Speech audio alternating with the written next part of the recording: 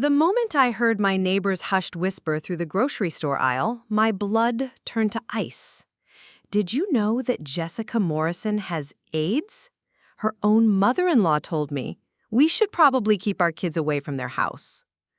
23 years of building a reputation in this small Connecticut town, and it was crumbling around me because of one woman's venomous lie. I'd love to know which corner of the globe you're watching from, and if this story speaks to you, make sure to subscribe. Tomorrow's video is one you absolutely can't miss. The first sign that something was wrong came on a Tuesday morning in March. I was dropping my 8-year-old daughter Emma off at Riverside Elementary when Mrs. Patterson, who usually greeted me with her trademark smile and wave, suddenly grabbed her grandson's hand and hurried away the moment she saw me approaching. Her face had gone pale, like she'd seen a ghost. I shrugged it off initially. People have bad days, right? But then it happened again with the Hendersons at the soccer field that weekend. Mike Henderson, who had been chatting with my husband Derek just moments before, literally turned his back on me when I walked over to join the conversation. His wife Linda wouldn't even make eye contact.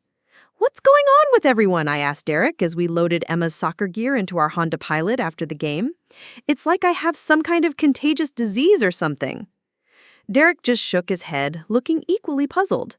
"I noticed it too. Maybe there's some drama going around that we're not aware of. You know how this town can be." Millbrook, Connecticut wasn't exactly a metropolis. With a population of just over 12,000, everyone knew everyone, and gossip traveled faster than wildfire. I'd lived here my entire adult life, ever since Derek and I got married 15 years ago. I knew the intricate web of relationships, the family feuds that went back generations, and the way information flowed through the community like water finding its level. But this felt different. This felt targeted. The real wake-up call came 3 days later when I went to pick up my dry cleaning at Morrison's Cleaners on Main Street. Yes, same last name, but no relation. Just one of those small-town coincidences that used to amuse people. Mrs. Chen, who had been handling my family's dry cleaning for over a decade, looked genuinely uncomfortable when I walked through the door. "Mrs. Morrison," she said, her usual warmth replaced by a strained politeness, "your items are ready." She handed me the plastic-wrapped clothes while maintaining an unusually large distance between us. When I reached for my credit card, she actually took a step backward. "Mrs. Chen, is everything all right?" I asked, genuinely concerned. "You seem upset about something." She glanced around nervously, as if checking to make sure we were alone in the shop. Then she leaned forward slightly and whispered, "Jessica, I think you should know. People are saying things, terrible things, about your health." My heart started pounding. "What kind of things?" "I don't want to repeat gossip, but some people think you're sick, really sick, and that you might be contagious." The word contagious hung in the air like a toxic cloud. I felt my knees weaken slightly, but I managed to keep my composure. "Mrs. Chen, I can assure you that I'm perfectly healthy. I don't know what people are saying, but whatever it is, it's not true." She nodded sympathetically, but I could see the doubt in her eyes. The damage was already done. Someone had planted a seed of suspicion, and it was growing. I left the dry cleaner in a daze, my mind racing. Who would spread rumors about my health, and why? I had always tried to be a good neighbor, a good friend, a good community member. I volunteered at the school library, organized the annual neighborhood block party, and helped coordinate charity drives for the local food bank. What had I done to deserve this? The answer came to me as I sat in my car in the parking lot, staring at the familiar storefronts of downtown Millbrook. There was only one person in my life who had both the motive and the malicious creativity to orchestrate something this devastating. Margaret Henley Morrison, my mother-in-law. Our relationship had been strained from the beginning. When Derek first brought me home to meet his parents 20 years ago, I could tell immediately that Margaret had different plans for her son's future. She'd made several not-so-subtle comments about how Derek was such a catch and could have any girl he wanted. She'd questioned everything about me, my career as a pediatric nurse, my modest family background, even my decision to keep my maiden name hyphenated with Derek's. The tension had only escalated when Derek and I got married. Margaret wanted a lavish church wedding with her extensive social circle in attendance. We opted for a small, intimate ceremony in Derek's parents' backyard with just close family and friends. She never forgave us for what she saw as a snub to her social standing. When Emma was born, things got worse. Margaret constantly criticized my parenting choices, from breastfeeding in public to my decision to return to work part-time. She would make pointed comments about how, in her day, mothers knew their priorities and how career women were neglecting their children. But the real breaking point had come 6 months earlier, during Thanksgiving dinner. Margaret had been drinking more wine than usual and became increasingly critical as the evening progressed.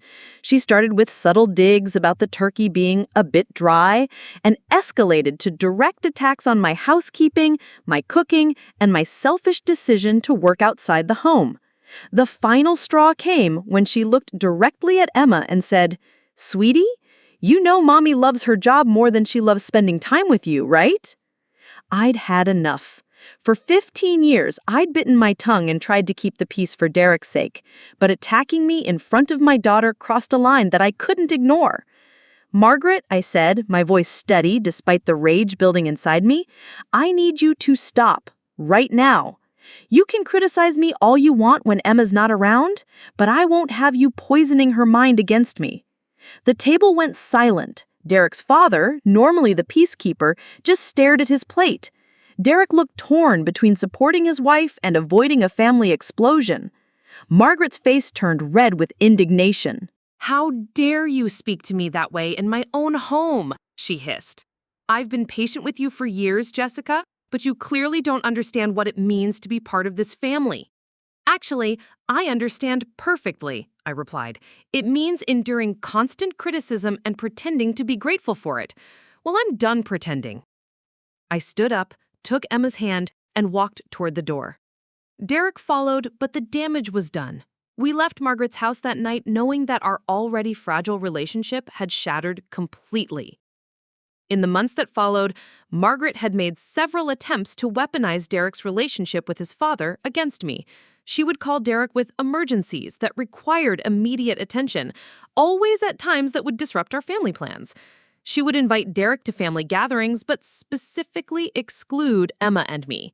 When Derek refused to attend without us, she would guilt-trip him about abandoning his elderly parents. But spreading rumors about my health? This was a new level of cruelty, even for Margaret. I drove home in a fog, trying to piece together how she might have started this campaign of destruction. Margaret was well connected in Millbrook's social circles. She belonged to the country club, served on the board of the Historical Society, and was a regular at the weekly bridge games that seemed to function as the town's unofficial information exchange. If she wanted to spread gossip, she certainly had the platform to do it effectively. When I walked into our kitchen, Derek was making Emma a snack before her piano lesson. He took one look at my face and immediately knew something was wrong. "Jess, what happened?" I waited until Emma was settled in the living room with her apple slices and goldfish crackers before I told Derek about my conversation with Mrs. Chen. His expression grew darker with every word. "That's insane," he said when I finished. "Who would spread rumors like that, and why?" I looked at my husband, this man I'd loved for 2 decades, and realized I was about to put him in an impossible position. "Derek, I think it's your mother." His face went through several emotions: disbelief, anger, sadness, and finally a resigned acceptance that broke my heart. He knew, just as well as I did, that Margaret was capable of this kind of vindictive behavior. "We need to find out for sure," he said quietly. "And if it is her? Jesus, Jess, I don't even know what we'll do." Over the next few days, I became a detective in my own life. I paid attention to every interaction, every sideways glance, every conversation that stopped abruptly when I approached. The pattern became clear quickly. The rumors were spreading through Margaret's social network like a virus, infecting everyone who came into contact with them. The story, as far as I could piece together, was that I'd been secretly battling AIDS for months and hiding it from the community. According to the gossip mill, I'd collapsed at work and been rushed to the hospital for mysterious health issues. Margaret, playing the role of the concerned mother-in-law, was supposedly worried sick about the risks to her son and granddaughter. None of it was true, of course.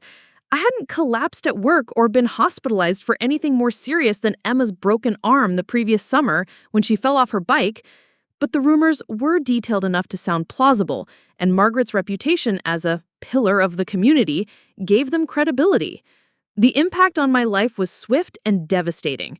Parents started requesting different nurses for their children at the pediatric clinic where I worked. My supervisor, Dr. Martinez, called me into his office to ask if there was anything I needed to discuss regarding my health status. Even though he didn't explicitly mention AIDS, the implications were clear. Emma came home from school in tears one afternoon, confused about why her friend Sarah's mother had told Sarah she couldn't come to our house for a playdate anymore. How do you explain to an 8-year-old that someone is spreading lies about their mother without destroying her trust in the world? A lot of love and effort went into bringing this story to life. If you're enjoying it, we'd be so grateful if you'd subscribe to our channel. Now, back to where we left off. The isolation was the worst part. For weeks, I'd been wondering why my social life had suddenly evaporated. Now I understood. People weren't avoiding me because they were busy or distracted. They were avoiding me because they thought I was dying of a disease that carried decades of stigma and misinformation. I found myself constantly second-guessing my interactions with others. When the barista at Starbucks wore gloves while handing me my coffee, was that normal hygiene or fear of contamination? When my friend Lisa canceled our weekly lunch for the 3rd time in a row, was she really busy with work? Or had she heard the rumors too? The psychological toll was enormous. I started having panic attacks in public places, convinced that everyone was staring at me and whispering about my supposed condition. I lost weight because my appetite disappeared. I couldn't sleep because my mind raced with worry about how far the rumors had spread and what other damage they might cause. Derek tried to be supportive, but I could see the strain it was putting on our marriage. He was caught between defending his wife and navigating the complex dynamics of his relationship with his parents. His father, Thomas, had always been the reasonable one in the family, but he was completely dominated by Margaret's stronger personality. If Margaret said jump, Thomas asked how high. The breaking point came on a Friday evening in early April. I was at the grocery store, trying to do the weekly shopping despite the hostile stares and whispered conversations that seemed to follow me everywhere. I was in the produce section, carefully selecting apples, when I heard 2 women talking in the next aisle. "I heard she's been hiding it for months," one voice said. "Can you imagine? Sending her kid to school, working with sick children at the clinic? It's absolutely irresponsible." Margaret Morrison told me that she's been trying to get her son to leave her for months. She's terrified that her granddaughter is going to catch something. I mean, who knows what kind of lifestyle choices led to this situation? I stood there, frozen, as they continued their character assassination. They were talking about me like I was already dead, like I was some kind of pariah who deserved whatever fate had supposedly befallen me. The casual cruelty of it, the complete absence of compassion or basic human decency left me speechless. But what hurt them most was the implication about lifestyle choices. Margaret hadn't just spread rumors about my health. She'd crafted a narrative that painted me as somehow deserving of this imaginary disease. She was attacking not just my reputation, but my moral character. That night, I made a decision that would change everything. I wasn't going to run away from Millbrook, and I wasn't going to let Margaret destroy my family's life with her lies. If she wanted to fight dirty, I was prepared to fight back. But I was going to use the legal system to do it. The next morning, I called in sick to work for the first time in 3 years. I needed a clear head and uninterrupted time to figure out my next move. After dropping Emma at school and enduring more awkward stares from other parents, I drove straight to the offices of Brennan & Associates, the law firm that had handled our house purchase 5 years earlier. Attorney Sarah Brennan was a sharp woman in her early 40s with premature gray hair and the kind of direct gaze that made you feel like she could see right through any nonsense. I'd always respected her no-nonsense approach during our real estate transaction, and I hoped she could help me navigate this nightmare. "Jessica," she said, gesturing for me to sit in the leather chair across from her mahogany desk, "what brings you here today?" I took a deep breath and launched into the entire story. Margaret's escalating hostility, the Thanksgiving confrontation, the sudden social isolation, and finally, my discovery of the AIDS rumors. Sarah took notes throughout my explanation, occasionally asking clarifying questions about dates, specific incidents, and the scope of the gossip's reach. When I finished, she leaned back in her chair and studied me carefully. "This is definitely defamation. The question is whether we can prove it and whether pursuing legal action is worth the potential consequences." "What kind of consequences?" "Well, suing your mother-in-law is going to create a permanent rift in your family. Your husband will be caught in the middle, your daughter will be affected, and the lawsuit itself will generate more gossip and attention. Sometimes the cure can be worse than the disease, if you'll pardon the expression."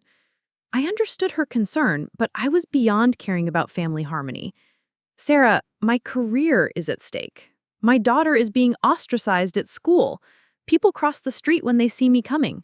I can't let this continue." She nodded slowly. "Then we need to build a solid case. Defamation requires 4 elements: a false statement presented as fact, publication to a third party, damages, and either negligence or malice. We clearly have the first 3. The challenge will be proving that Margaret was the source and that she acted with malice." "How do we do that?" "We start by documenting everything. I want you to write down every incident you can remember, dates, times, people involved, exact conversations. Then we need to identify witnesses who can testify about what they heard and from whom they heard it." Over the next week, I became obsessed with creating a timeline of the rumor campaign.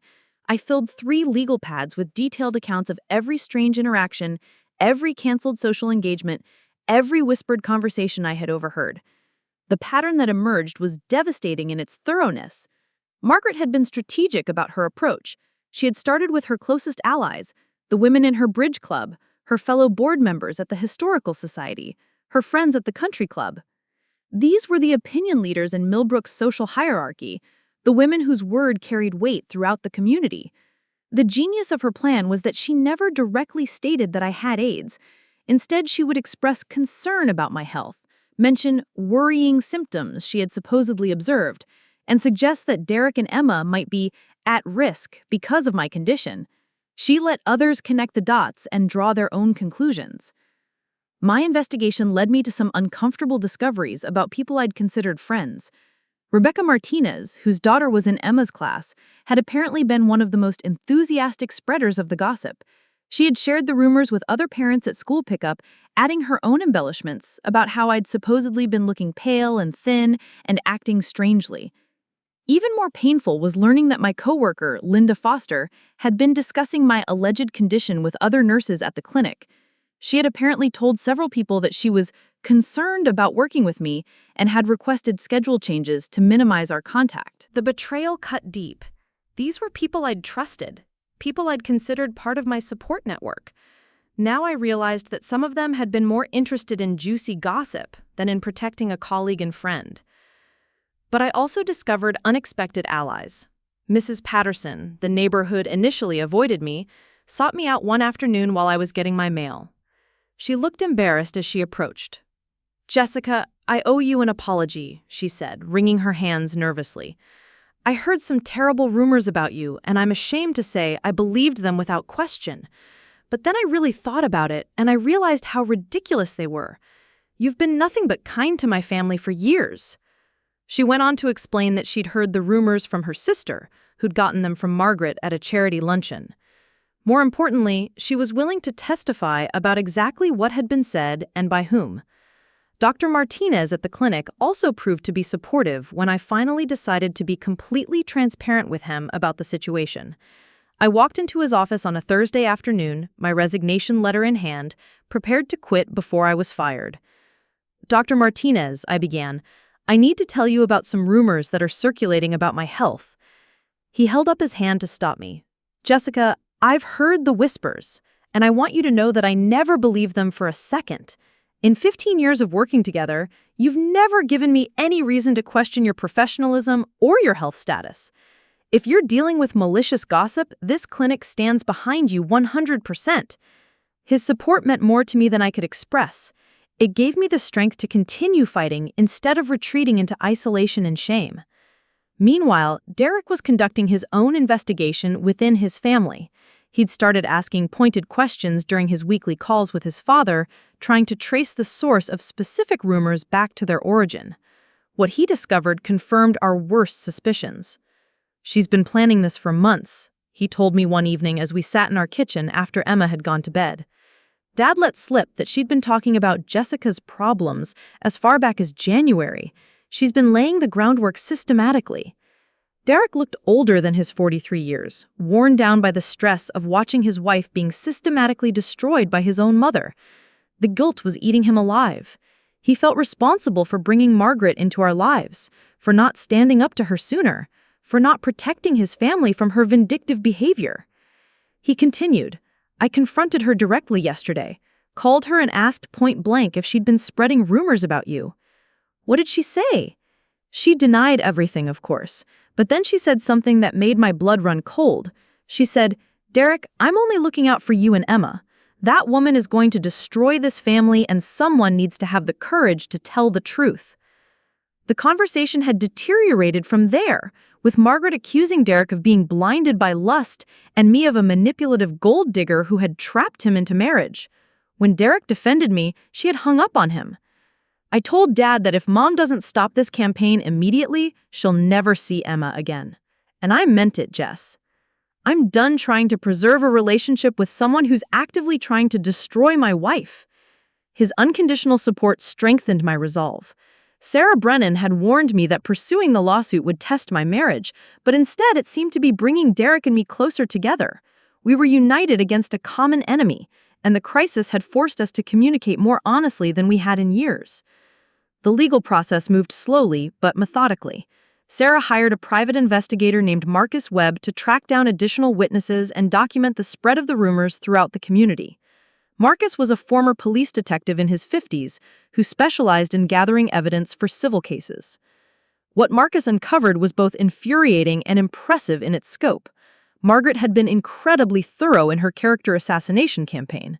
She'd spread variations of the story to at least 30 people across multiple social circles, ensuring maximum penetration throughout Millbrook's interconnected community networks. The rumors had evolved and mutated as they spread, like a particularly virulent strain of gossip DNA. Some versions had me collapsing at work, others had me secretly receiving treatments at a hospital in Hartford. One particularly creative variation claimed that I'd contracted the disease through a blood transfusion during Emma's birth, a story that was both medically implausible and designed to generate maximum sympathy while still painting me as a threat to public health. Marcus also discovered that Margaret had been more direct with some people than others. Her closest confidants had received detailed accounts of my supposed symptoms and prognosis. She'd apparently told her bridge partner, Dolores Whitman, that I had maybe 6 months to live, and that Derek was in denial about the severity of my condition. But the most damaging evidence came from an unexpected source. Margaret's housekeeper, Rosa Valdez, had overheard several phone conversations where Margaret had explicitly discussed her campaign against me. Rosa, who'd worked for the Morrison family for over a decade, was troubled by what she'd heard and agreed to provide testimony about specific conversations she'd witnessed. According to Rosa, Margaret had bragged to one of her friends about how brilliant her plan was. She had said spreading health rumors was much more effective than simple gossip because people were naturally afraid of contagious diseases and would avoid me without requiring additional persuasion. Rosa's testimony was crucial because it demonstrated malice, Margaret's deliberate intent to harm me through false statements. This wasn't a case of innocent miscommunication or concern for family welfare.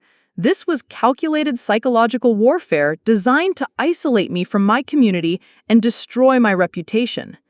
As we built our case, the impact of Margaret's campaign continued to escalate. Emma's birthday party in May was a disaster. Of the 20 children we'd invited, only 4 showed up. The other parents had made transparent excuses about conflicting schedules or family obligations, but the message was clear. They didn't want their children associating with our family. Watching Emma try to hide her disappointment as we played party games with a handful of guests in our decorated backyard was one of the lowest points of the entire ordeal. She'd been looking forward to her 9th birthday for months, and Margaret's lies had turned what should have been a celebration into a painful reminder of our social isolation. The professional consequences continued to mount as well. While Dr. Martinez remained supportive, I could see the strain that the rumors were putting on the clinic. Some parents were specifically requesting that I not be assigned to their children's cases. Others were asking pointed questions about the clinic's health screening procedures for employees. The situation came to a head during a staff meeting in late May, when Dr. Martinez addressed the elephant in the room directly. "I want everyone to know that Jessica Morrison is dealing with malicious rumors about her health," he announced to the assembled nurses and technicians. "These rumors are completely false, and anyone who spreads them or acts on them will face disciplinary action." His public support was gratifying, but it also highlighted how far the gossip had penetrated even my professional environment. The fact that he felt compelled to address it in a staff meeting meant that the rumors were affecting the clinic's operations and potentially compromising patient care. By June, Sarah felt we had enough evidence to file the lawsuit. We had documented the false statements, identified multiple witnesses who could testify about their publication, and demonstrated clear damages to my personal and professional reputation. Most importantly, we had evidence of Margaret's malicious intent through Rose's testimony and the strategic nature of her campaign. "Are you ready for this?" Sarah asked me during our final preparation meeting. "Once we file these papers, there's no going back. Margaret will fight this with everything she has, and it's going to get ugly." I thought about Emma's ruined birthday party, the parents who crossed the street to avoid me, the colleagues who whispered behind my back, and the slow-burning rage that had been building inside me for months. "I'm ready," I said. "Let's destroy her." The courthouse was buzzing with activity on the morning we filed the lawsuit. Sarah had warned me that defamation cases attracted media attention, but I wasn't prepared for the small crowd of reporters waiting outside the Millbrook County Courthouse. Word had somehow leaked about our filing, and the combination of family drama, disease rumors, and a prominent local family made for irresistible headlines. "Mrs. Morrison, how do you respond to allegations that you've been hiding a serious illness?" shouted one reporter as we climbed the courthouse steps. Sarah squeezed my arm and whispered, "Don't say anything. Let me handle this." But I was tired of staying silent. I turned to face the cameras, my voice steady despite the cameras flashing in my face. "I am filing this lawsuit because my mother-in-law has spent months spreading malicious lies about my health. I do not have AIDS or any other communicable disease. These false statements have damaged my reputation, my career, and my family's well-being. I intend to hold her accountable through the legal system." The reporters erupted with follow-up questions, but Sarah guided me firmly into the building. The damage was done, though.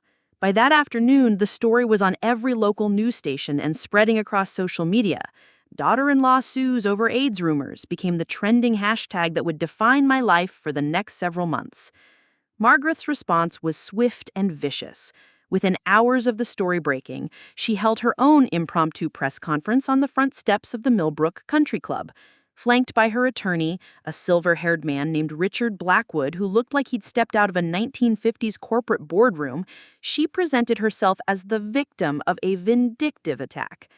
"I am heartbroken that my daughter-in-law would resort to such desperate measures," she said, dabbing her eyes with a tissue. "As a mother and grandmother, I was simply expressing concern for my family's welfare. If sharing health concerns within my own social circle is now considered a crime, then we've lost all sense of decency in this community." Her performance was masterful. She managed to sound wounded and noble while subtly reinforcing the very rumors she was denying. By mentioning health concerns and family welfare, she was reminding everyone of her original allegations without explicitly repeating them. The media coverage split along predictable lines. The older, more conservative residents of Millbrook generally supported Margaret, viewing her as a respected matriarch defending her family. The younger generation and newcomers to town were more skeptical, recognizing the classic signs of toxic in-law behavior. The lawsuit also exposed fault lines I hadn't realized existed in our community. Derek's family had deep roots in Millbrook. His great-grandfather had founded the town's first bank, and the Morrison name appeared on buildings, scholarships, and memorial plaques throughout the area. My family, by contrast, were relative newcomers who'd moved to town when I was in high school. The class dynamics I'd never paid much attention to suddenly became glaringly obvious. Margaret's allies rallied around her with impressive speed. The country club board issued a statement expressing their full confidence in Margaret's character. The Historical Society, where she'd served as treasurer for 15 years, organized a letter-writing campaign to local newspapers defending her reputation. Even some members of our church congregation began treating Derek and me like pariahs. But Margaret had underestimated the power of truth and documentation. Sarah's methodical approach to building our case began paying dividends as depositions started in August. One by one, we brought Margaret's network of gossips into conference rooms and forced them to testify under oath about exactly what they'd heard and from whom. The first major breakthrough came during Dolores Whitman's deposition. Dolores was Margaret's longtime bridge partner and closest confidant, a woman in her 70s who'd clearly never expected to find herself in a legal proceeding. Under Sarah's careful questioning, she began to crack. "Mrs. Whitman," Sarah said, consulting her notes, "you testified that you were concerned about Mrs. Jessica Morrison's health. Can you tell us specifically what Mrs. Margaret Morrison told you about her daughter-in-law's condition?" Dolores shifted uncomfortably in her chair, glancing at Margaret's attorney. "Well, she said Jessica was very sick, that she might not have much time left. Did she specify what kind of illness?" She said it was something that could affect Derek and little Emma, too, something they could catch. "Did she use the word AIDS, Mrs. Whitman?" A long pause. "She might have mentioned it. I'm not entirely sure." Mrs. Whitman, you're under oath. Did Margaret Morrison tell you that Jessica Morrison had AIDS? Dolores's composure finally crumbled. "Yes," she whispered. "She said Jessica had AIDS and was hiding it from everyone. She said someone needed to warn people before it spread." The admission sent shockwaves through Margaret's legal team. Richard Blackwood requested an immediate recess and spent 20 minutes in heated discussion with his client in the hallway. When they returned, Margaret's face was ashen, but her jaw was set with determination. Similar admissions followed from other witnesses. Rebecca Martinez, the parent who'd been so enthusiastic about spreading the gossip, admitted under oath that Margaret had explicitly used the term AIDS during a conversation at the school's spring carnival. Linda Foster, my former colleague at the clinic, testified that Margaret had called her directly to express concerns about my health status and suggest that the clinic should look into my condition for the safety of patients. But the most damaging testimony came from Rosa Valdez, Margaret's housekeeper. Rosa had worked for wealthy families her entire adult life and understood the importance of discretion, but she also had a strong moral compass that prevented her from staying silent about what she'd witnessed. "Mrs. Valdez," Sarah asked gently, "can you tell us about the conversation you overheard between Mrs. Morrison and her friend in April?" Rosa spoke carefully, her English accented but clear. "Mrs. Morrison was on the phone in the kitchen. I was cleaning nearby. She was laughing, telling someone that her plan was working perfectly. She said people were finally seeing Jessica for what she really was." Did she elaborate on what she meant by her plan? Yes. She said she had been very smart about how she spread the information. She said she never told anyone directly that Jessica had AIDS, but she let them figure it out for themselves. She said that way no one could blame her for starting rumors. The calculated nature of Margaret's campaign became undeniably clear through Rosa's testimony. This wasn't a concerned mother-in-law sharing legitimate health worries. This was psychological warfare, conducted with precision and malice. As the depositions continued, Margaret's public image began to crumble. The initial sympathy she'd generated with her press conference evaporated as details of her systematic campaign emerged. Local newspapers began running stories about the elaborate defamation scheme and questioning how someone could orchestrate such a cruel attack on a family member. The turning point in public opinion came when Emma's teacher, Mrs. Sullivan, agreed to testify about the impact the rumors had on my daughter's school experience. Mrs. Sullivan was a beloved figure in Millbrook's educational community, someone whose word carried enormous weight with parents and community leaders. Emma Morrison is one of the most well-adjusted, happy children I've taught in 20 years. But starting in March, I began noticing changes in her behavior. She became withdrawn, anxious, and began asking me strange questions about whether people could catch diseases from being around her family. She went on to describe how Emma's social circle had gradually shrunk as parents discouraged their children from associating with her. The image of a 9-year-old girl being punished for her grandmother's lies resonated powerfully with the community. "Mrs. Sullivan," Sarah asked, "in your professional opinion, how has the situation affected Emma's emotional well-being?" "She's exhibiting classic signs of anxiety and social isolation. She's afraid that people don't like her family, but she doesn't understand why. No child should have to bear the burden of adult cruelty." The media coverage of Mrs. Sullivan's testimony marked a decisive shift in public sentiment. Parents who had initially supported Margaret began reconsidering their positions as they imagined their own children facing similar ostracism.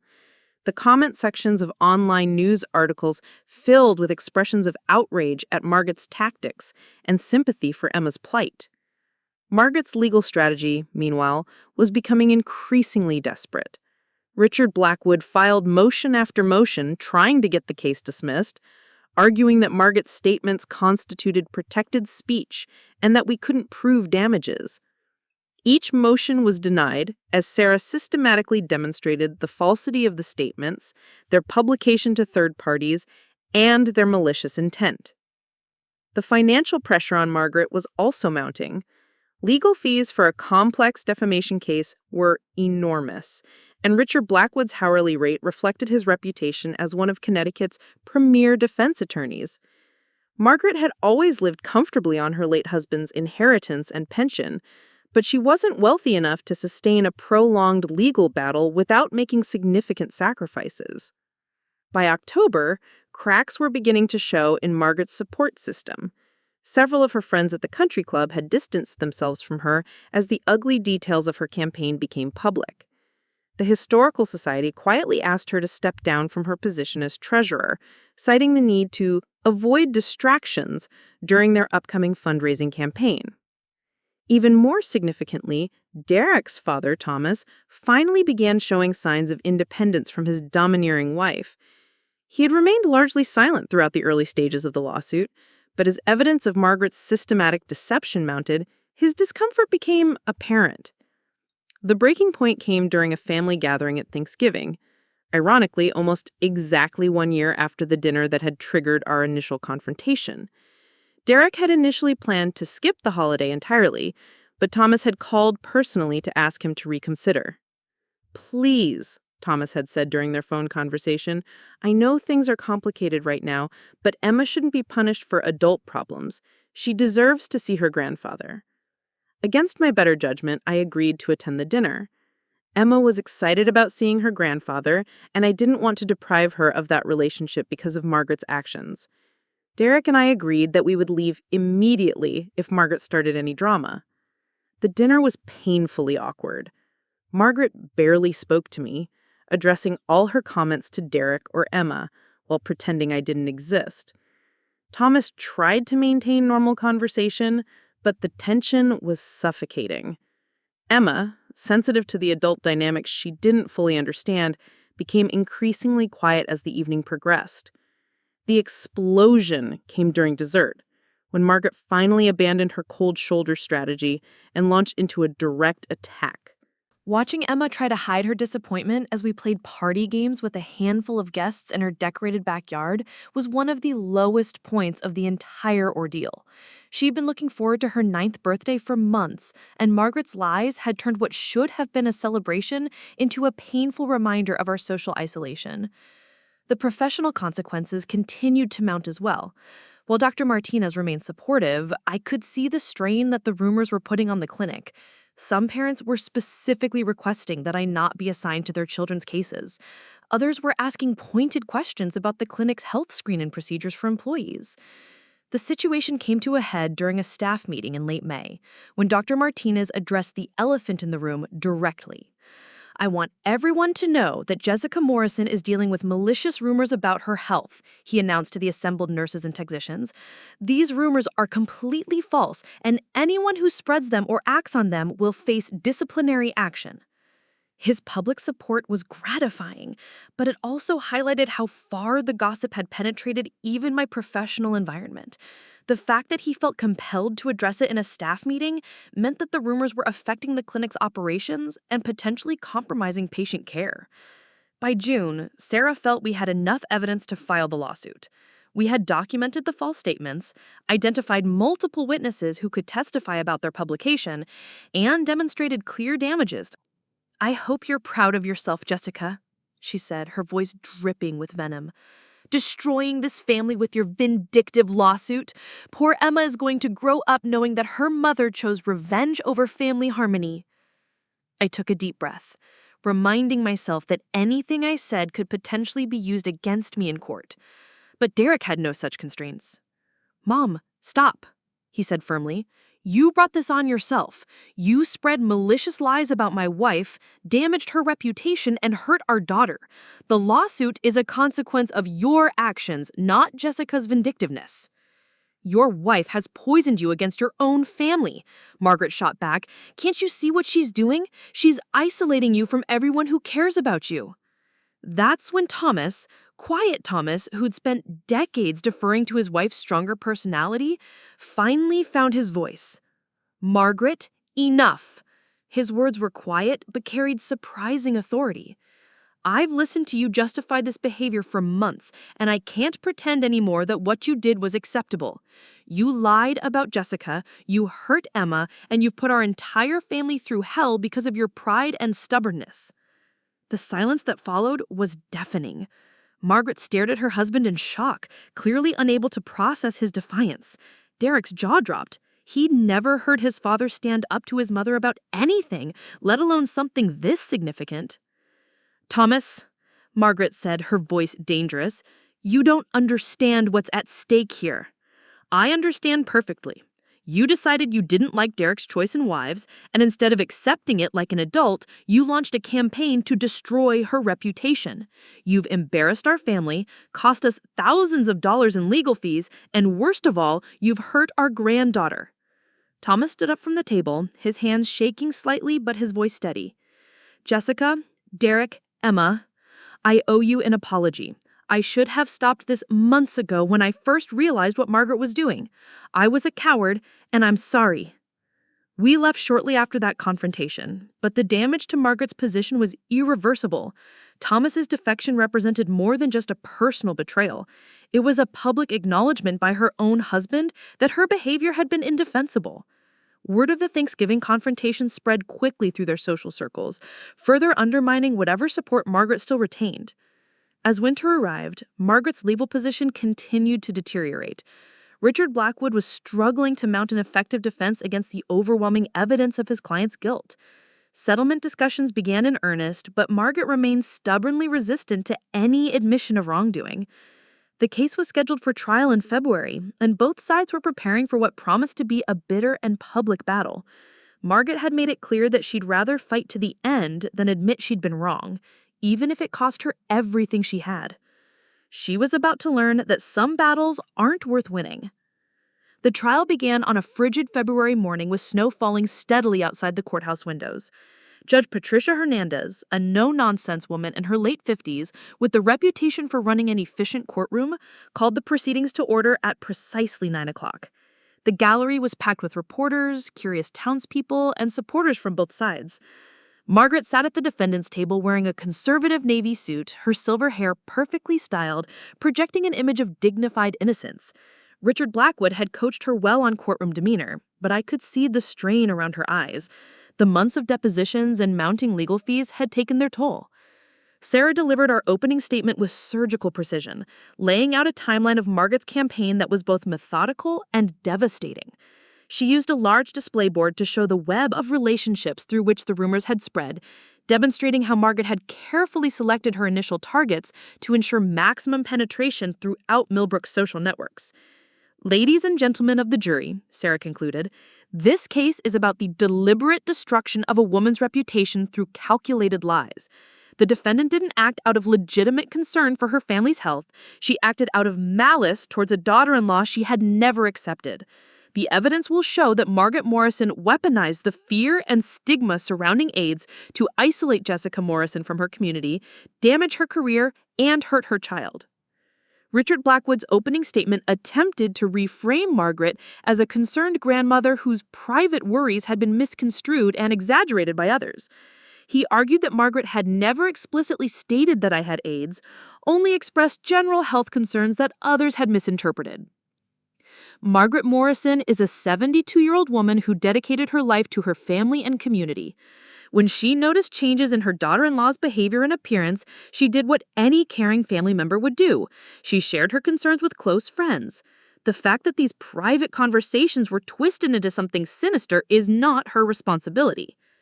The defense strategy was clever, but ultimately doomed by the evidence we'd accumulated. Sarah systematically called witness after witness who testified about specific conversations with Margaret where AIDS had been explicitly mentioned. The jury heard Rosa Valdez describe Margaret's boastful phone call about her plan working perfectly. They listened to Dolores Whitman admit that Margaret had used the word AIDS directly and suggested that I was hiding my condition from the community. But the most powerful moment came when Dr. Martinez took the stand to testify about the professional impact of Margaret's lies. His testimony established not only the falsity of the health rumors, but the real-world consequences they'd had on my career. Mrs. Morrison is one of the most competent and compassionate nurses I've ever worked with. The suggestion that she would hide a communicable disease while working with vulnerable children is not only false, it's character assassination of the worst kind. Sarah walked him through the specific incidents where parents had requested different nurses for their children, the whispered conversations he'd overheard in the clinic hallways, and the staff meeting where he felt compelled to address the rumors. In your medical opinion, Dr. Martinez, does Mrs. Morrison show any signs of AIDS or any other communicable disease? Absolutely not. I've worked closely with Jessica for 15 years. I've observed her during times of stress, illness, and physical demands. She has never exhibited any symptoms consistent with AIDS or any other serious illness. The cross-examination by Richard Blackwood was half-hearted at best. There was simply no way to attack Dr. Martinez's credibility or expertise without appearing desperate. Margaret's own testimony, when it finally came, was a masterclass in evasion and deflection. Richard had clearly coached her extensively on how to avoid direct admissions while maintaining her narrative of innocent concern. But Sarah's cross-examination cut through the performance like a scalpel. Mrs. Morrison, you testified that you were concerned about your daughter-in-law's health. Can you describe specifically what symptoms you observed that caused this concern? Margaret shifted uncomfortably. She seemed tired, stressed, not herself. Was she exhibiting any symptoms commonly associated with AIDS? I wouldn't know what those symptoms are. Sarah walked to the evidence table and picked up a medical textbook. Your Honor, I'd like to present Defense Exhibit A, a medical guide that was found in Mrs. Morrison's home during discovery. The book was open to a chapter on AIDS symptoms, with several passages highlighted in yellow marker. Margaret's face went pale as Sarah read aloud from the highlighted sections. Mrs. Morrison, can you explain why you had highlighted information about AIDS symptoms if you were simply concerned about general health issues? I was trying to educate myself about various conditions. Various conditions? The only highlighted sections in this book relate to AIDS. Were you researching other diseases as well? Margaret's composure began to crack under the relentless questioning. Her answers became more evasive, her voice more defensive. When Sarah presented phone records showing multiple calls to her social contacts during the period when the rumors were spreading most aggressively, Margaret's claim of innocent concern became increasingly implausible. The final blow came when Sarah played a recording that none of us had known existed. Marcus Webb, our private investigator, had discovered that one of Margaret's bridge partners, Helen Crawford, had a habit of recording their weekly phone conversations to review bridge strategies later. Hidden among hours of mundane chatter about card games and community gossip was a 20-minute conversation where Margaret laid out her entire strategy. The beauty of it, Margaret's voice came through the courtroom speakers with chilling clarity, is that I never have to say anything directly. I just express concern about Jessica's health, mention how worried I am about Derek and Emma being exposed to whatever she might have, and let people draw their own conclusions. By the time the whispers get back to her, there's no way to trace them back to me. The recording continued with Margaret laughing about how clever her approach was and how she was finally going to get that woman out of Derek's life. The jury listened in stunned silence as she discussed specific people she planned to target with her rumors and how she would customize her approach for maximum impact. When the recording ended, the courtroom was dead silent. Margaret sat frozen at the defense table, her face drained of all color. Richard Blackwood looked like he wanted to disappear into the floor. Even Judge Hernandez seemed momentarily taken aback by the cold calculation in Margaret's voice. Sarah let the silence stretch for a full 30 seconds before saying quietly, "No further questions, Your Honor." The defense's attempt to rehabilitate Margaret after that devastating revelation was futile. Richard called character witnesses who testified about her years of community service and charitable work, but their praise sounded hollow in the face of the recorded evidence of her malicious scheming. The jury deliberated for less than 3 hours. When they returned, the forewoman, a middle-aged teacher named Carol Stevens, read the verdict with obvious distaste for Margaret's behavior. We, the jury, find in favor of the plaintiff, Jessica Morrison, on all counts. We award compensatory damages in the amount of $200,000 for harm to reputation and career prospects. We award punitive damages in the amount of $500,000, reflecting our determination that the defendant's conduct was particularly egregious and calculated. The total award of $700,000 was more than we had hoped for and significantly more than Margaret could afford. Her face went white as the numbers were read, and she gripped the edge of the defense table to steady herself. But the financial judgment was only the beginning of Margaret's downfall. The trial had been covered extensively in local and regional media, and the recording of her confession had been played on every news station in Connecticut. Her reputation in Millbrook was completely destroyed. Within a week of the verdict, Margaret received termination letters from every organization she'd been involved with. The country club revoked her membership. The Historical Society removed her name from their board and stripped her name from a scholarship she'd endowed. Even her church asked her to step down from the volunteer positions she had held for decades. The social isolation she had tried to inflict on me had boomeranged back onto her with devastating force. Former friends crossed the street to avoid her. Invitations to social events stopped coming. The bridge club she'd been a part of for 20 years disbanded rather than deal with the awkwardness of her presence. The financial consequences were equally severe. Margaret's house, a sprawling colonial in Millbrook's most prestigious neighborhood, went up for sale within a month of the verdict. The legal fees alone had drained most of her savings, and the judgment amount would require her to liquidate virtually all her assets. Thomas filed for divorce 6 weeks after the trial ended. The man who'd spent 45 years deferring to his wife's stronger personality had finally reached his breaking point. In his divorce filing, he cited, quote, irreconcilable differences, but privately told Derek that he couldn't remain married to someone capable of such cruelty toward their own family. "I keep thinking about Emma," Thomas told us during one of our awkward post-trial dinners. "How could Margaret hurt her own granddaughter like that? I'll never understand it, and I can't forgive it." The divorce settlement was brutal for Margaret. Thomas, who had remained largely silent throughout their marriage, revealed that he'd been keeping meticulous records of their finances. For years, he was able to claim half of everything, leaving Margaret with barely enough money to rent a small apartment on the outskirts of town. Margaret's attempts to appeal the verdict were unsuccessful. The recording of her confession made any appeal virtually impossible, and Richard Blackwood eventually withdrew from her case when she could no longer afford his fees. She was forced to represent herself in the appeal process, which was quickly dismissed by the appellate court. The transformation of our lives was equally dramatic, but in the opposite direction. The trial had completely vindicated my reputation and exposed the lies that had been spread about me.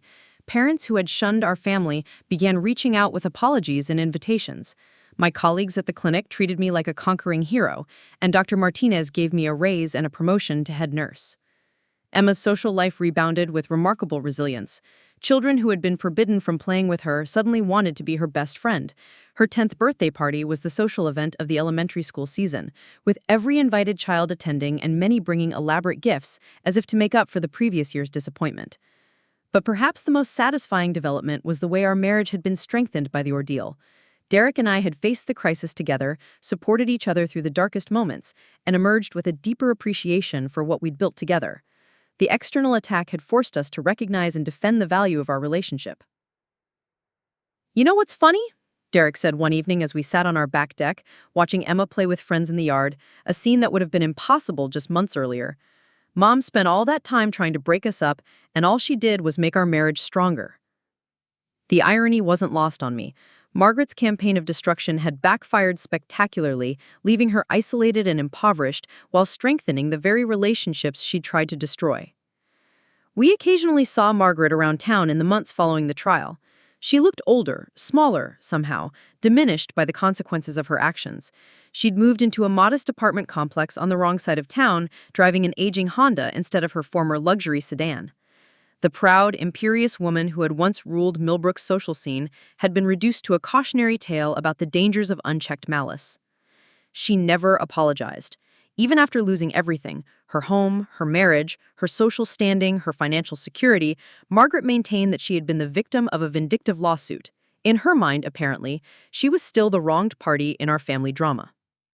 But her opinion no longer mattered. The truth had been established in a court of law, witnessed by a jury of her peers, and validated by the community that had once been her power base.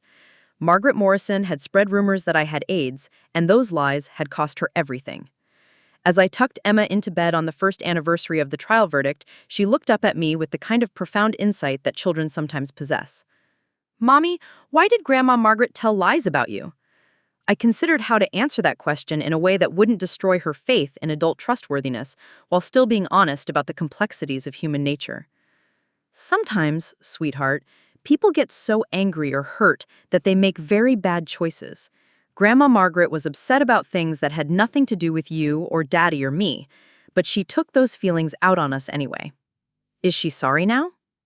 I looked at my daughter's earnest face and realized that this was perhaps the most important lesson of the entire ordeal. "I don't know if she's sorry, Emma, but what matters is that we chose to stand up for the truth even when it was hard. That's what good people do. They fight for what's right, even when it costs them something." Emma nodded solemnly, processing this wisdom with the seriousness that only children can bring to life's big lessons. As I turned off her bedroom light, I reflected on how much we'd all learned about justice, truth, and the real meaning of family. Margaret Morrison had tried to destroy my life with her lies about AIDS. Instead, she taught us all a valuable lesson about the power of truth and the inevitable consequences of malicious deception. In the end, justice hadn't just been served, it had been decisive, complete, and utterly satisfying. 2 years after the trial, I thought the Margaret Morrison chapter of our lives was permanently closed. Emma had flourished in middle school, Derek had been promoted to regional manager at his engineering firm, and I'd been elected to the Millbrook School Board. Our family had not only recovered from Margaret's attack, but had grown stronger and more prominent in the community. That's why the call from Sarah Brennan on a Tuesday morning in April caught me completely off guard. "Jessica, we have a problem," Sarah said without preamble. "Margaret's back and she's violating the restraining order." The restraining order had been part of our post-trial settlement, prohibiting Margaret from contacting our family directly or indirectly and from making any public statements about us. For 24 months, she'd complied with the terms of the order, living quietly in her small apartment and keeping a low profile around town. "What did she do?" I asked, my stomach already knotting with familiar anxiety. "She started a blog. Marcus found it yesterday during his routine monitoring. She's not using your names, but she's telling her version of the story with enough identifying details that anyone in Millbrook would know exactly who she's talking about." I felt like I'd been punched in the gut. Just when we'd rebuilt our lives and found peace, Margaret was launching a new attack from the shadows of the internet. The blog was called A Grandmother's Truth and was hosted on a free platform that didn't require real name verification. Margaret had created it under the pseudonym Concerned Citizen, but her writing style and the specific details she referenced made her identity unmistakable to anyone familiar with our case. Her first post, titled When Family Loyalty Becomes a Crime, painted herself as a martyred grandmother who had been persecuted for trying to protect her family. She described Derek as a brainwashed son who had chosen his manipulative wife over his loving mother. Emma was portrayed as an innocent victim caught in the middle of adult conflicts. But it was the subsequent post that really terrified me. Margaret had begun dropping increasingly specific hints about our daily routines, Emma's school activities, and Derek's work schedule. She knew that Emma took piano lessons on Thursdays, that I volunteered at the animal shelter on weekends, and that Derek played basketball at the community center every Tuesday night. She's watching us, I told Derek that evening as we sat in our kitchen, laptop open to Margaret's latest blog post. There's no other way she could know these details. Derek's jaw was clenched as he read over the entries. His relationship with his mother had been completely severed since the trial, but seeing her obsessive focus on our family's movements was deeply unsettling. "We need to call the police," he said. "This has to violate the restraining order." Detective Brian Walsh, who had handled several harassment cases in Millbrook, was sympathetic but realistic about our options. The blog posts were carefully worded to avoid direct threats or explicit violations of the restraining order's language. Margaret was dancing on the edge of legal boundaries with the skill of someone who'd learned hard lessons about the consequences of overstepping. "She's obviously violating the spirit of the order," Detective Walsh explained during our meeting at the police station. "But proving it in court will be challenging. She's not using your real names. She's not making explicit threats. And technically, she has a right to tell her story on her own blog." "But she's clearly conducting surveillance on our family," Derek protested. "How else would she know Emma's schedule?" "That's where things get more serious," the detective agreed. "If we can prove she's physically stalking you, that's a different matter entirely. But blog posts alone aren't enough for criminal charges." Sarah recommended hiring Marcus Webb again to investigate Margaret's activities and gather evidence of any physical surveillance. Within a week, Marcus had uncovered the disturbing extent of Margaret's new obsession with our family. She'd been conducting regular drive-bys of our house, timing her routes to coincide with our comings and goings. Security footage from the school showed her car parked across the street during Emma's pickup times. The community center's parking lot cameras had captured her sitting in her Honda for hours on Tuesday evenings, watching Derek's basketball games through the windows. Most alarmingly, Marcus discovered that Margaret had been frequenting the same coffee shop where I often worked on school board materials. She would position herself at a corner table with a clear view of my usual spot, pretending to read while actually monitoring my activities and conversations. "She's building dossiers on all of you," Marcus reported during our meeting in Sarah's office. "I found notebooks in her car with detailed logs of your movements, Emma's friends, Derek's colleagues. This goes way beyond casual observation." The evidence was enough for Detective Walsh to arrest Margaret on stalking charges. When officers arrived at her apartment with a search warrant, they discovered a disturbing shrine to our family's destruction. The walls were covered with printouts of newspaper articles about the trial, photos of our house taken from various angles, and detailed maps of Emma's school with different routes highlighted. Margaret had also been collecting information about my work at the clinic and Derek's engineering projects, apparently hoping to find new ammunition for her campaign against us. Her computer revealed months of internet searches about legal loopholes, ways to circumvent restraining orders, and methods for conducting covert surveillance. The arraignment was a media circus. Margaret's arrest had reignited interest in our story, with reporters eager to cover the latest chapter in what one journalist dubbed Millbrook's most notorious family feud. Margaret appeared in court wearing an orange jumpsuit, her formerly immaculate appearance now disheveled and hollow-eyed. Richard Blackwood had declined to represent her again, citing irreconcilable differences with his former client. Margaret's new public defender, a young attorney named Kevin Chen, looked overwhelmed by the complexity of the case and his client's obvious instability. During the bail hearing, Margaret finally showed her true colors. When Judge Hernandez asked if she understood the charges against her, Margaret launched into a rambling tirade about corrupt courts and family destroyers that had to be cut short by her attorney. "Your Honor," Margaret declared, her voice rising to near shouting levels, "I am a 74-year-old grandmother who has been systematically persecuted for trying to protect my family from a dangerous individual. The real criminal is sitting in that gallery, pointing her finger at an innocent woman while she continues to spread her poison through this community." Judge Hernandez banged her gavel repeatedly, but Margaret continued her rant. "She has stolen my son, corrupted my granddaughter, and destroyed my reputation with her lies. Now she wants to silence me because I refuse to pretend that her victory was anything more than a travesty of justice." Court officers had to physically restrain Margaret as she became increasingly agitated. Her complete breakdown in court was captured by news cameras and broadcast throughout the region, definitively destroying any remaining sympathy she might have garnered from the public. Bail was set at $50,000, which Margaret couldn't afford. She remained in the Millbrook County Jail while awaiting trial, a dramatic fall for someone who had once been among the town's social elite.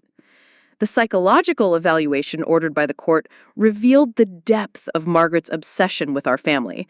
Dr. Patricia Williams, a forensic psychiatrist, diagnosed Margaret with narcissistic personality disorder, complicated by what she termed pathological grievance syndrome, an inability to accept responsibility for negative consequences combined with an obsessive need for revenge against perceived enemies.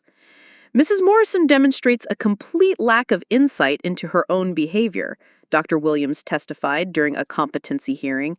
She genuinely believes that she is the victim in the situation and that her surveillance activities were justified acts of self-defense.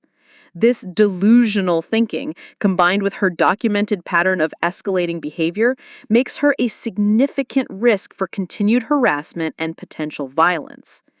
The competency hearing was particularly disturbing because it revealed how thoroughly Margaret had constructed an alternative reality where she was the wronged party. She had rewritten the entire history of our relationship, transforming every conflict into evidence of my manipulation and Derek's weakness. In Margaret's version of events, I had seduced Derek away from his loving family through calculated emotional manipulation. The AIDS rumors had been legitimate health concerns that I had twisted into persecution through a corrupt legal system. The trial verdict was the result of my connections and influence peddling, rather than the evidence of her malicious behavior. Most frighteningly, Margaret had convinced herself that Emma was in danger and that her surveillance activities were necessary to protect her granddaughter from my harmful influence. She spoke about Emma with a possessive intensity that made everyone in the courtroom uncomfortable. The trial for the stalking charges was swift and decisive. Margaret's own blog posts and surveillance logs provided irrefutable evidence of her activities. The jury deliberated for less than 2 hours before returning a guilty verdict on all counts. Judge Hernandez sentenced Margaret to 3 years in state prison, followed by 5 years of supervised probation with strict no-contact provisions regarding our family. The sentence was harsher than expected, reflecting the judge's concern about Margaret's escalating behavior and complete lack of remorse. "Mrs. Morrison," Judge Hernandez said during sentencing, "you've shown a disturbing pattern of harassment and obsession that has terrorized a family for over 3 years. Your complete inability to accept responsibility for your actions and your continued delusions about being the victim in this situation convince me that you pose a significant ongoing threat. This sentence reflects the court's determination to protect the Morrison family from your continued persecution." Margaret's reaction to the sentence was explosive. She screamed accusations at me across the courtroom, calling me a destroyer of families and a cancer on this community. Her rage was so intense that court officers had to carry her bodily from the courtroom as she continued shouting threats and curses. The media coverage of Margaret's sentencing was extensive and uniformly negative. Editorial writers condemned her obsessive behavior, and several articles examined the psychological dynamics of family feuds that spiraled into criminal harassment. Our story had become a cautionary tale about the dangers of unchecked resentment and the importance of accepting family boundaries. Emma, now 13 and more mature in her understanding of adult complexities, processed Margaret's imprisonment with a mixture of relief and sadness. She was old enough to understand that her grandmother's behavior had been dangerous and wrong, but she still mourned the loss of what could have been a loving relationship. I used to think that maybe someday Grandma Margaret would say she was sorry and we could be a family again. But now I realize that she's never going to change. Some people just choose to be angry forever. Her wisdom and resilience continually amazed me. Despite everything Margaret had put our family through, Emma had maintained her fundamental optimism and faith in human goodness. She understood that Margaret's behavior was a choice, not an inevitable result of family conflict. Derek's healing process was more complicated. The complete severing of his relationship with his mother had left him grappling with complex emotions about loyalty, family obligation, and personal responsibility. He'd entered therapy to work through his feelings about Margaret's imprisonment and what it meant for his sense of identity as a son. "I keep thinking about the mother she used to be," he told me during one of our late-night conversations. "Before she became consumed with hatred toward you, she was capable of loving kindness. It's like that person died and was replaced by someone I don't recognize." Thomas had maintained occasional contact with Derek throughout Margaret's imprisonment, but their relationship remained strained by decades of family dysfunction. Thomas had remarried a kind widow named Helen, who helped him rebuild his social life. But he carried obvious guilt about his failure to control Margaret's destructive behavior earlier. Our family's experience had become a subject of academic study as well. Dr. Williams published a paper about pathological grievance syndrome using Margaret's case as a primary example. Several law schools incorporated our defamation case into their curricula as an illustration of how personal vendettas can escalate into serious criminal behavior. I was occasionally invited to speak at conferences about family law, workplace harassment, and the psychological impact of defamation campaigns. Sharing our story helped other families who were dealing with similar situations, and it felt meaningful to transform our trauma into something that could help others. The financial restitution from our original lawsuit had been largely symbolic, since Margaret had lost most of her assets in the divorce settlement.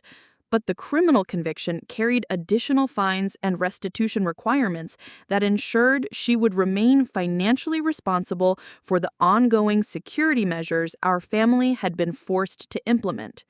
We'd installed a comprehensive security system at our house, including cameras and motion detectors. Derek and I both carried personal alarms, and Emma's school had been notified about the situation to ensure her safety during and after Margaret's eventual release from prison. As Margaret's second year in prison drew to a close, we received notification that she was applying for early release based on good behavior and completion of psychological counseling programs. The prospect of her return to the community, even under strict supervision, was deeply unsettling. Sarah helped us prepare victim impact statements for the parole hearing, documenting the ongoing psychological and financial impact of Margaret's campaigns against our family. We emphasized that Margaret had never shown genuine remorse for her actions and that her previous compliance with court orders had proven temporary and superficial. The parole board ultimately denied Margaret's application, citing her history of escalating behavior and the psychological evaluations indicating continued risk for reoffending. She would serve her full 3-year sentence, providing our family with additional time to prepare for her eventual release. But Even with Margaret behind bars, her shadow continued to influence our daily lives. We remained vigilant about security, cautious about sharing personal information, and constantly aware that her obsession with our family might resurface when she was released. The experience had taught us that some conflicts don't have neat resolutions, that justice doesn't always provide closure, and that the price of standing up for truth can extend far beyond a single courtroom victory. Margaret's hatred had cost her everything, but it had also changed our family. Yet, we had survived, and more than that, we had thrived despite her attempts to destroy us. Our marriage was stronger, our community ties were deeper, and our commitment to protecting each other was unshakable. Margaret had tried to tear us apart, but she had only made us more united. As we looked toward an uncertain future, we knew that Margaret's story wasn't over, but neither was ours, and we were determined to write the next chapters on our own terms. 3 years and 2 months after Margaret's imprisonment, the call I'd been dreading finally came. Detective Walsh's voice was professional but tense when he informed me that Margaret Morrison had been released from state prison and was scheduled to arrive in Millbrook within 48 hours. The trial for the stalking charges was swift and decisive. Margaret's own blog posts and surveillance logs provided irrefutable evidence of her activities. The jury deliberated for less than 2 hours before returning a guilty verdict on all counts.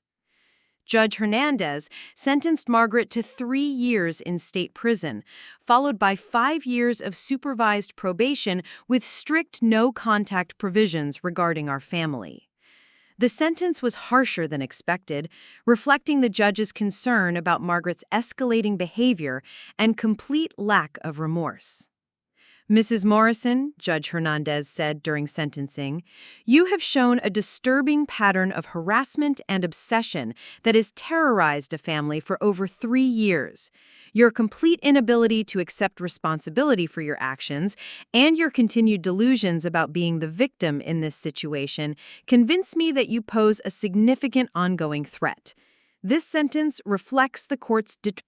She's legally required to register with our department and maintain weekly check-ins with her probation officer, he explained.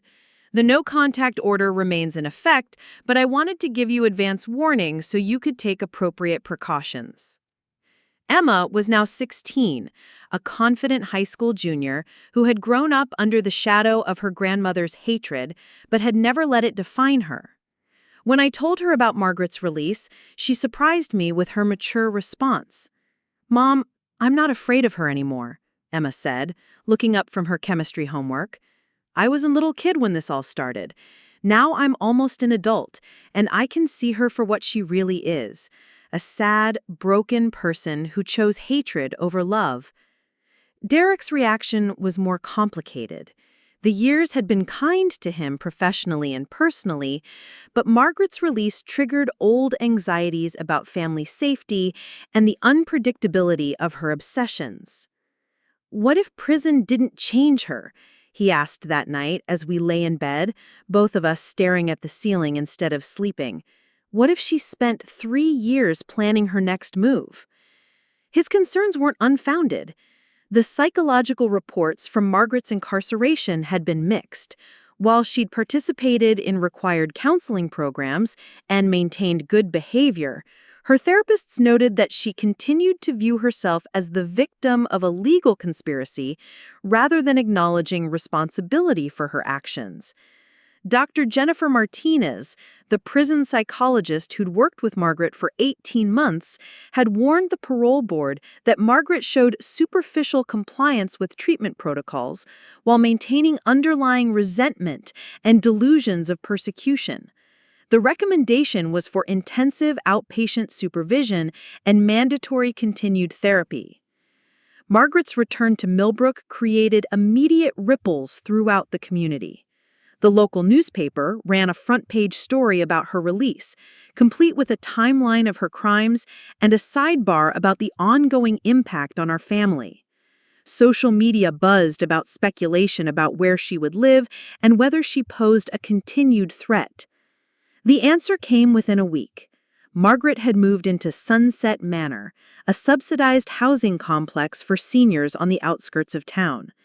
The facility specialized in residents with limited resources and provided some level of supervision, exactly what her probation conditions required.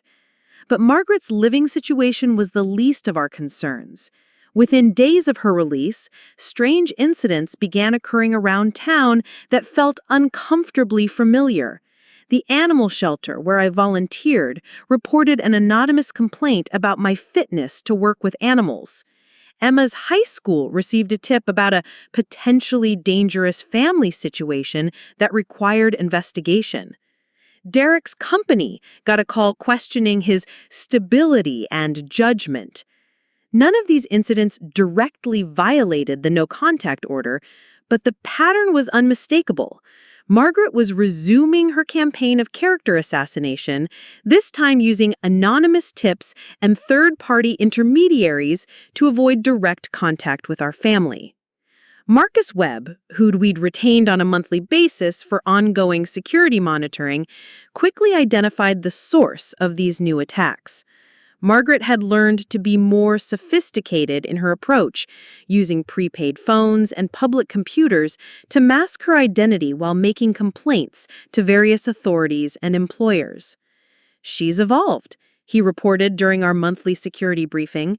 The prison experience taught her to be more careful about leaving evidence trails, but her fundamental obsession hasn't changed. She's just gotten better at hiding her tracks. The breakthrough came from an unexpected source. Rosa Valdez, Margaret's former housekeeper who had testified against her during the original trial, approached me at the grocery store with disturbing information. "Mrs. Morrison, I think you should know," Rosa said, nervously, glancing around to make sure we weren't overheard. "My cousin Maria works at Sunset Manor. She says Mrs. Margaret talks about your family constantly.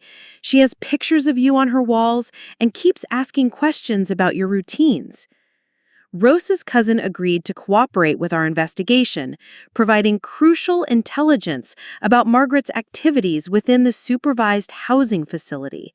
Despite the rules prohibiting obsessive behavior, Margaret had created another shrine to our family in her small apartment, complete with newspaper clippings, printed internet photos, and detailed notes about our current lives. More alarmingly, Margaret had been recruiting other residents to help gather information about our family. She'd convinced several elderly neighbors that we were dangerous criminals who had ruined an innocent grandmother's life through false accusations. These well-meaning seniors had begun their own amateur surveillance efforts, thinking they were helping expose corruption in the local justice system. The situation reached a crisis point during Emma's junior prom. Emma had been elected to the prom committee and was heavily involved in planning the event. The week before prom, the school received an anonymous KIP claiming that Emma was using her position to embezzle money from the prom fund. The accusation was ridiculous. Emma was one of the most honest kids I'd ever known, and the prom budget was carefully monitored by faculty advisors. But the school was legally required to investigate, which meant subjecting Emma to an embarrassing interrogation about her financial activities and committee responsibilities. Emma handled the investigation with remarkable grace, calmly providing documentation of every expense and decision related to prom planning. The allegations were quickly proven false, but the damage was done. Emma's excitement about prom was overshadowed by the stress of defending herself against baseless accusations. "This has to stop," Derek said after Emma's name was cleared. "She's targeting our daughter now. I don't care what it takes. Margaret needs to be stopped permanently." Sarah Brennan agreed that Margaret's behavior constituted a violation of her probation terms, even if it didn't technically break the no-contact order. The pattern of anonymous harassment and proxy surveillance demonstrated that Margaret was continuing her campaign against our family despite court orders and criminal consequences. The parole hearing was held in a closed session to protect our family's privacy. Margaret appeared before Judge Patricia Santos wearing a simple gray dress, her appearance much more subdued than during her previous court appearances. Prison had aged her considerably, and she moved with the careful deliberation of someone whose health had been compromised by stress and confinement. Sarah presented a comprehensive case documenting Margaret's post-release activities, complete with phone records, witness testimony, and evidence of her continued obsession with our family. The evidence was overwhelming, but Margaret's defense attorney argued that her client was technically in compliance with her release conditions. "Your Honor," the attorney said, "Mrs. Morrison has attended all required therapy sessions, maintained employment at a local pharmacy, and has not directly contacted the Morrison family. The allegations against her are based on speculation and circumstantial evidence." Judge Patricia Santos was not persuaded. She sentenced Margaret to an additional year in prison, followed by 3 years of intensive probation supervision that included a psychological assessment. "Mrs. Morrison," Judge Santos said, her voice cold and decisive, "you have shown a continued refusal to accept responsibility for your actions. Your behavior suggests a deeply entrenched pattern of obsession and belligerence that make you a significant threat to the Morrison family. This sentence reflects the court's determination to protect the Morrison family from your continued persecution." Margaret's reaction to this sentence was explosive. She screamed accusations at me across the courtroom, calling me a destroyer of families and a cancer on this community.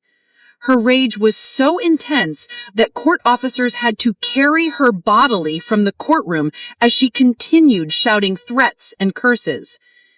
The media coverage of Margaret's sentencing was extensive and uniformly negative. Editorial writers condemned her obsessive behavior, and several articles examined the psychological. But Rose's cousin Maria provided the decisive testimony when she described finding Margaret's apartment shrine and witnessing her recruitment of other residents for surveillance activities. The detailed logs Margaret kept of our movements, obtained through search warrant, demonstrated that her obsession had not diminished during her incarceration. Judge Santos was clearly frustrated with Margaret's continued defiance of court orders and community expectations. "Mrs. Morrison," she said, her voice carrying the weight of judicial authority, "you have been given multiple opportunities to move on with your life and leave this family in peace.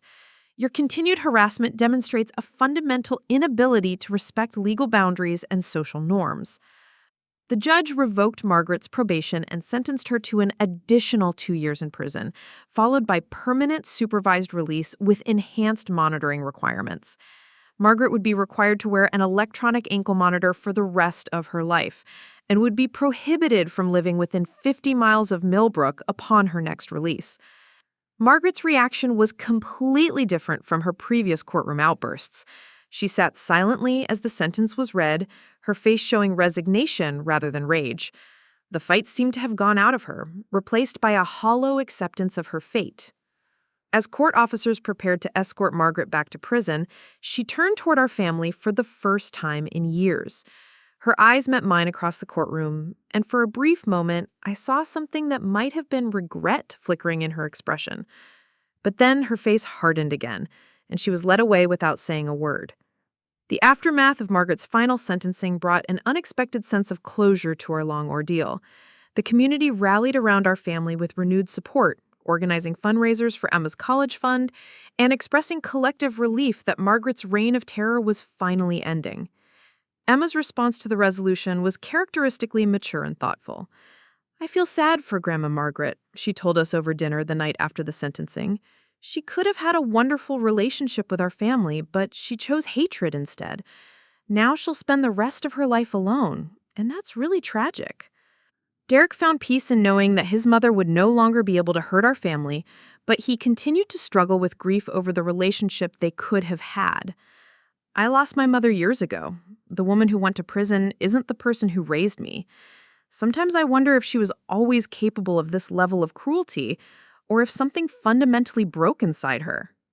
For me, Margaret's final defeat represented vindication not just of our legal strategy, but of our decision to stand up for truth and justice despite the personal cost. We had endured years of harassment, threats, and psychological terrorism, but we had never compromised our principles or abandoned our commitment to protecting our family. The story became part of Millbrook's collective memory, a cautionary tale about the dangers of family feuds that spiral out of control. New residents were often told about the Morrison case as an example of how quickly personal conflicts could escalate into criminal behavior. Emma graduated as valedictorian of her high school class, earning a full scholarship to study psychology at Yale University. Her college essay, titled Learning Forgiveness from Hatred, explored how Margaret's campaign had taught her about resilience, family loyalty, and the importance of mental health awareness. Derek and I celebrated our 25th anniversary with a renewal of vows ceremony attended by 300 friends and community members. The celebration was held in the same church where Margaret had once wielded social influence, but now the sanctuary was filled with people who had supported us through our darkest hours. As I stood at the altar, looking into Derek's eyes and surrounded by the love of our community, I realized that Margaret's attempts to destroy our family had accomplished exactly the opposite of her intentions. We were stronger, more united, and more deeply connected to each other and our community than ever before. Margaret Morrison spread rumors that I had AIDS, believing that fear and stigma would drive us away from us. Instead, her lies had revealed the true character of everyone around us. The people who mattered had stood by us, while the people who didn't matter had revealed themselves to be fair-weather friends not worth keeping. Today, Margaret remains in prison, serving what will likely be the remainder of her natural life. She's 79 years old now, with significant health problems that make her prospects for release increasingly unlikely.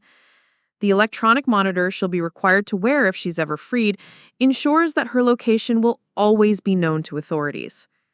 Emma is now a senior at Yale, planning to pursue graduate studies in clinical psychology with a focus on family therapy and conflict resolution. She wants to help other families navigate the kind of destructive dynamics that nearly tore ours apart.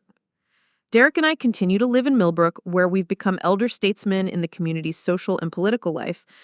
Our experience fighting Margaret's campaign has made us advocates for other families dealing with harassment and defamation, and we regularly speak at legal conferences about the intersection of family law and criminal justice. The house where we raised Emma and weathered Margaret's storms has become a symbol of resilience in our neighborhood. New families often ask us about our experience, seeking advice on how to handle their own family conflicts before they escalate into something destructive. Looking back on the 7-year ordeal that defined so much of our lives, I'm struck by how much we all grew and learned from the experience. Margaret's hatred taught us about the power of love, her lies taught us about the importance of truth, and her attempts to isolate us taught us about the strength that comes from community support. Margaret Morrison spread rumors that I had AIDS, believing that fear and stigma would drive us away from us. Instead, her lies had revealed the true character of everyone around us. The people who mattered had stood by us, while the people who didn't matter had revealed themselves to be fair-weather friends not worth keeping. In the end, truth prevailed, justice was served, and love conquered hate. Sometimes that's the best ending any story can have. Looking for more? We've got 2 amazing stories ready for you right on screen. If this one touched you, these are absolutely worth your time. Click to watch them now.